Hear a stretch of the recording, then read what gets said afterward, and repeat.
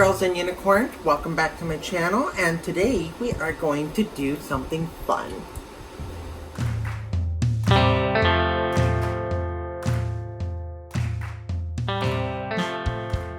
So again, I apologize for the sound quality. It is hot. Today we are in a new location of my house, and so I have a fan blowing on me because this is going to be hot. What are we doing today, you might ask?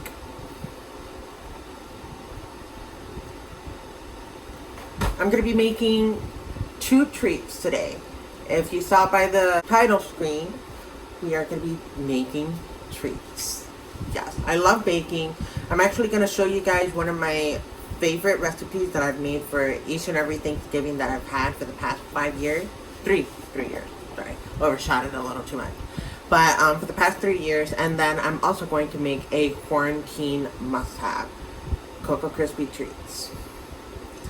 So first off, I'm going to go ahead and get started. Just so you know, this is the first time I've made Cocoa Crispy treat, but I'm just following the directions here. So, I mean, if they have it on the side of a cereal box, I doubt it's hard to make. So first, it says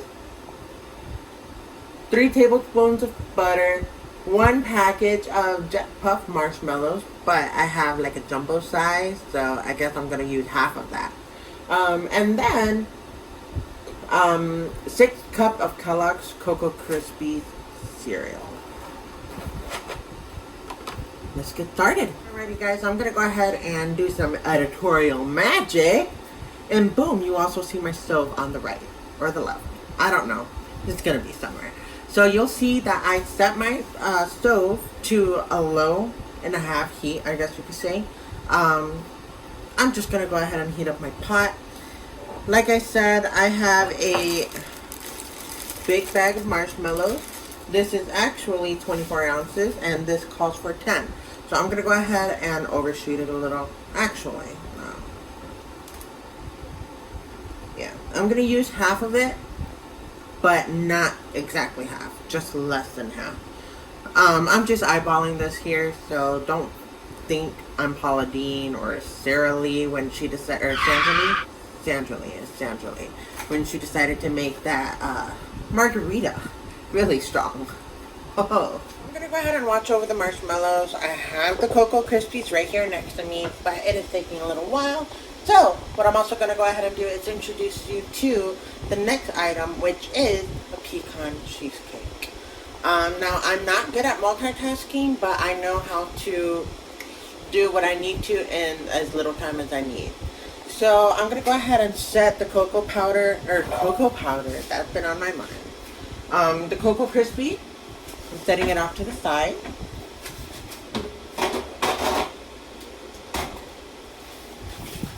And then I'm going to go ahead and grab and drop everything. I'm going to go ahead and just grab a random Tupperware. Now, again, this is a recipe that I have been cooking for the past 3 to 4 years. And I make this for myself, I make this for my parents, my family, and I love it, honestly. It is a pecan cheesecake. It is a recipe that I found off of Pinterest. I will go ahead and link a picture of the recipe next to it. And then if I can find the actual recipe itself, I'll go ahead and link that in the description as well. So let me go ahead and get our ingredients in order. Okay, now that I have it pulled up, I am going to go ahead and take a seat. Nope, there we go. I kept toppling in my own kitchen. I'm sitting on my sink currently.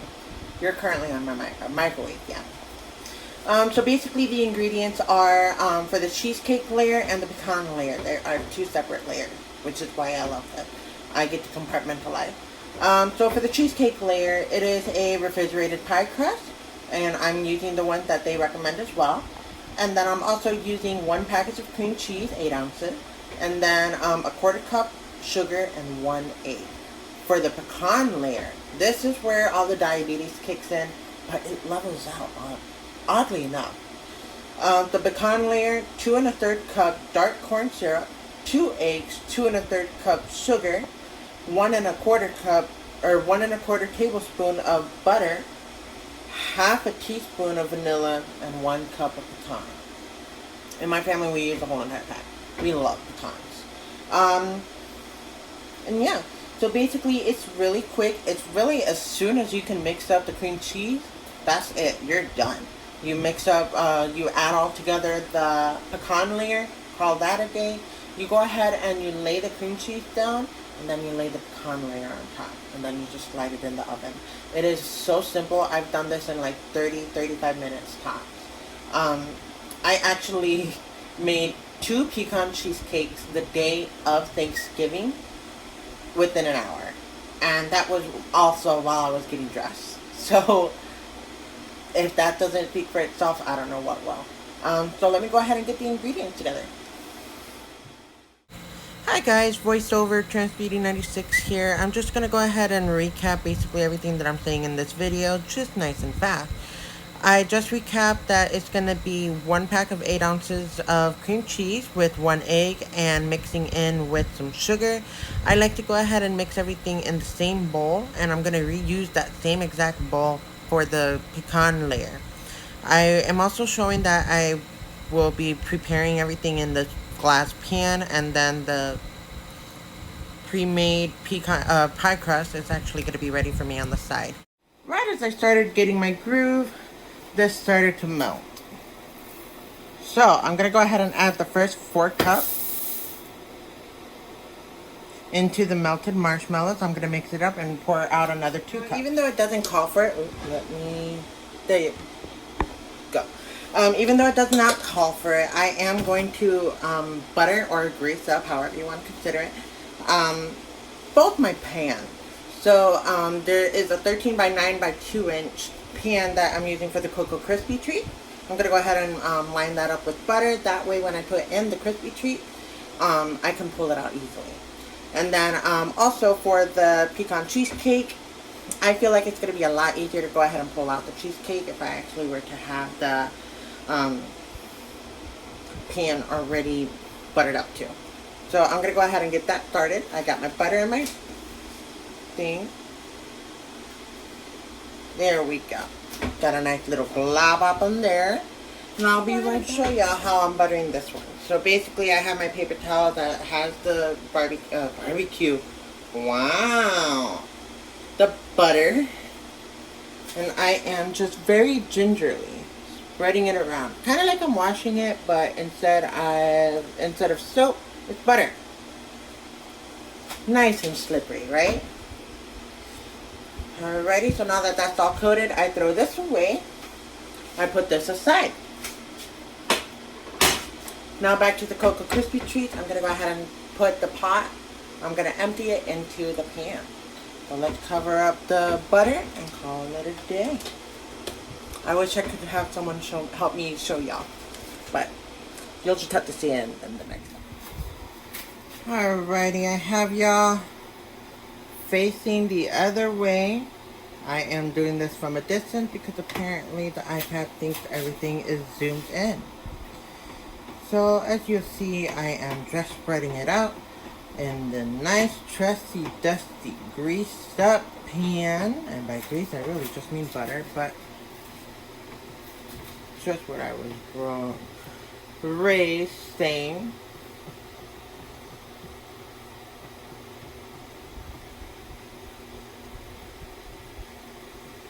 Gosh, how do...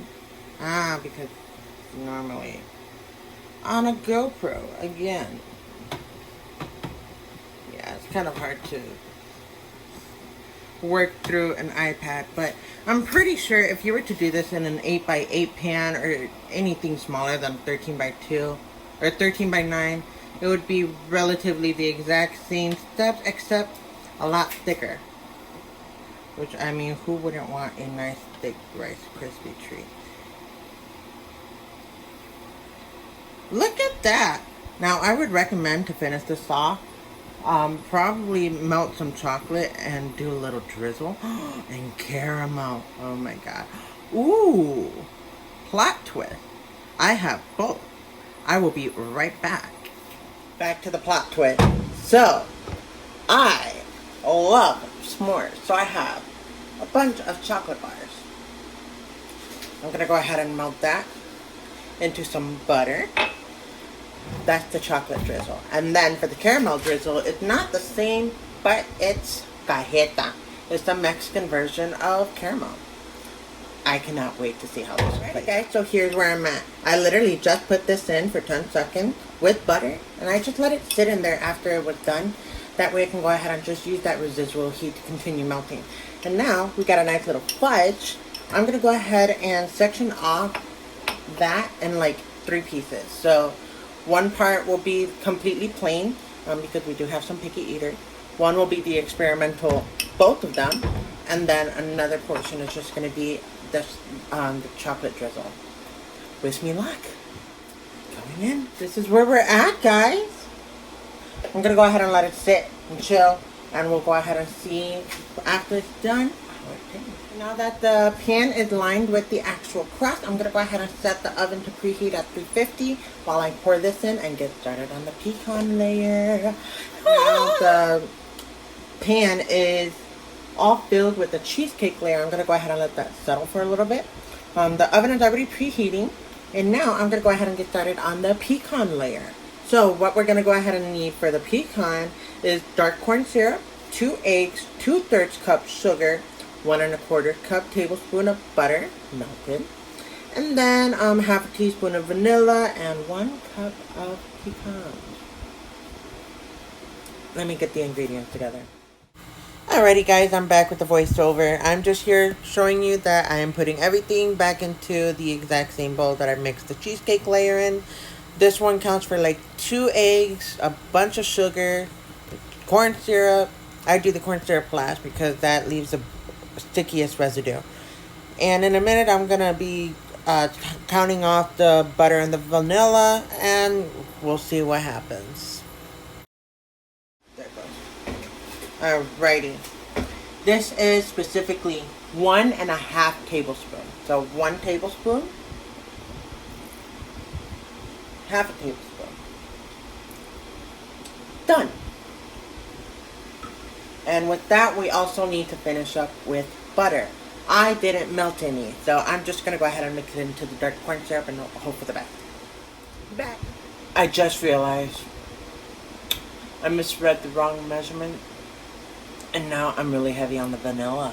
It was supposed to be half a teaspoon. Half a teaspoon. Just a splash. I put in a splash. It's going to be really vanilla. Oh, there we go. This is our 2/3 cup of brown sugar, a nice helping of vanilla, and last but not least, a 1.5 tablespoons of butter. I'm going to go ahead and mix this in with the eggs and sugar, and then we're going to go ahead and plop in the pecan. Last but not least, now that we've already mixed everything together, we're going to go ahead and plop in our pecan. We love pecans in my family, so I put in 2 cups. Sorry, not sorry.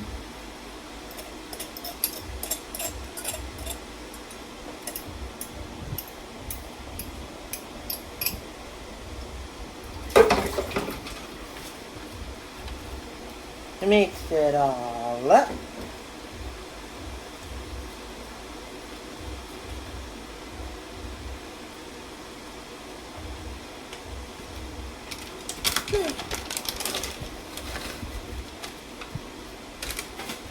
More pecan.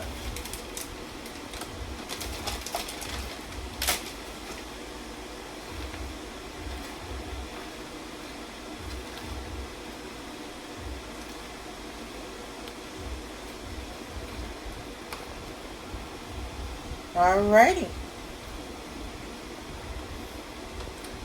Pecan mix. Now let's go ahead and carefully layer it on top of the cheesecake filling. So now that it's been a couple hours afterwards, I'm going to go ahead and set it all up.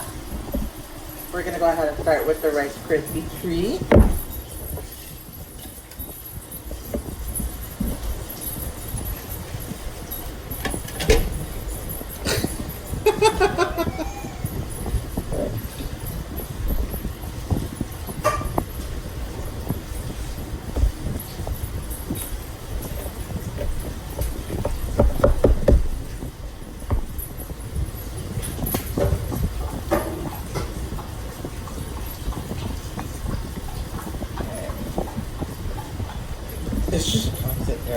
good.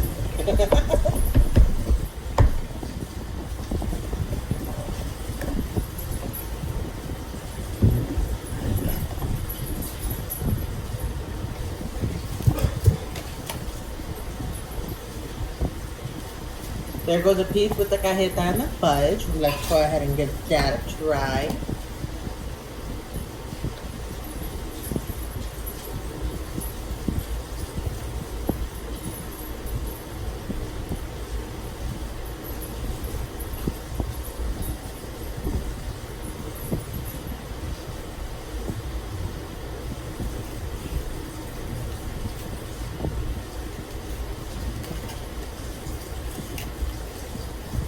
I probably would put this in like the freezer or something like that, so that I can get that crispy and the coup de grace.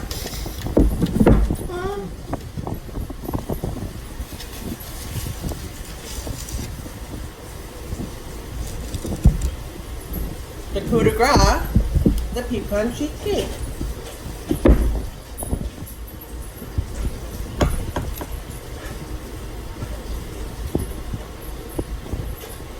Not ready.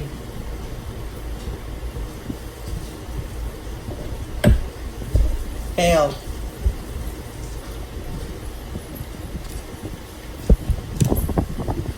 It's still nice and watery, so I'll plop it in the oven a little longer and then fridge overnight, I guess. Hi guys. I just realized I was just about to get ready to edit the rest of the video, and I never reshot the end of the video where I taste tested the pecan cheesecake on camera. I have it here. I already ate a slice. It was delicious. And this is what it looks like when it's all done. Oh. It looked kind of mixed up and beautiful. I'm just gonna grab a random fork. Honestly, I was making some Hot Pockets. This is the first time I emerged from my room. It is currently 11:30. So excuse the no makeup look, because there is no makeup on this. But yeah, so let me take a whole pecan.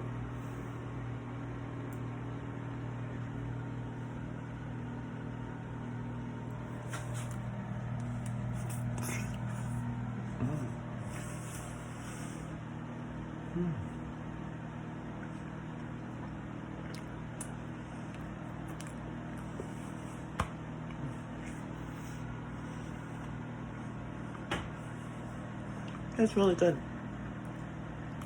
I'm gonna go ahead and end the video here. Alrighty, while she's eating, I'm gonna go ahead and sign off. Please feel free to follow me on all my social medias, TransBeauty1126 on Snapchat, TransBeauty96 on TikTok, Instagram, and Twitter. Thank you guys, girls and unicorns, and please stay tuned for more videos.